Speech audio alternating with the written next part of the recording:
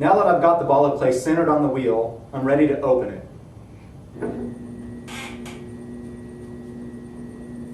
And opening means you're just putting your hole down in the bottom and pulling across to flatten it. So you're still leaning on your left side and you're pushing with your left hand, but you're not putting pressure against the ball of clay.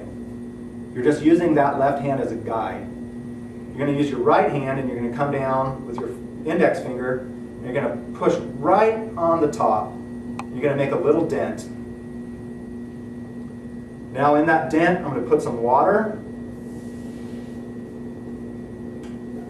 And I do that so when I push down, my finger can slide around on the inside of the clay. Now I don't want to just poke straight down with my finger. If I did have an air bubble in there or a hard lump of clay, my finger would end up corkscrewing around on that inconsistency and it would totally throw the centering off. What I want to do is push down with my finger leaned over at an angle so it opens the inside up like a big V shape.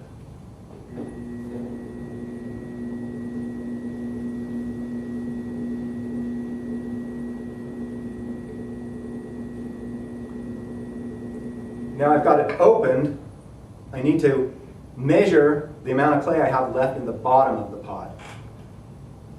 What I'll do is I'll use my needle tool and I'll poke right down in the middle, run my finger down, and then lift up. And I've got about a ½ inch of clay left in the bottom. You want to leave about a ½ inch to 3/4 of an inch of clay in the bottom because you need clay left for when you flip the pot over when it's leather hard and you trim in your foot ring.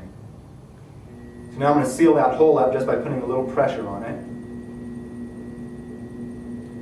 If you take the bottom of your pot too thin, when you go to wire it off of your bat, you're going to cut right through with the wire, and then you've ruined all the work that you've just spent several minutes taking the time to do.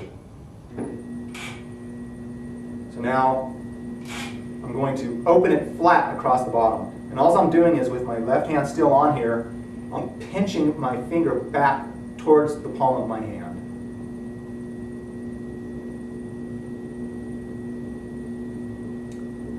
And I'm moving it back towards me very slow. I don't want to do it too quick. I want to make sure that the rings that are left in the bottom are really tight. And I'm going to go across the bottom several times.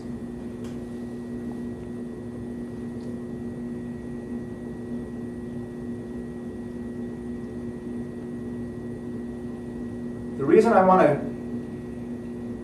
run my finger and put some compression across the bottom of the pot is I want to get it well compressed so I don't have a crack that forms when it dries. If you don't compress the bottom, you'll get what's called an S-crack, and it'll go all the way through the pot and ruin it after it's been dried. Another cause for S-cracks is too much water. If while you're throwing you keep filling the inside of your pot up and it looks like a small swimming pool, that water is soaking down into the very bottom layer and it gets really soft and gooey. And as you pull the sides up, the sides don't have all that water sitting on them and they'll stiffen up and dry first while the bottom stays really wet, and you'll get that unevenness in the drying cycle and you'll get cracks in the bottom. So you just want to use enough water for your hands to slide. So I've opened across the bottom. Now I'm going to push back in just a little bit to bring those walls in, and I'm ready to do the pulls to bring the walls up to the height you need.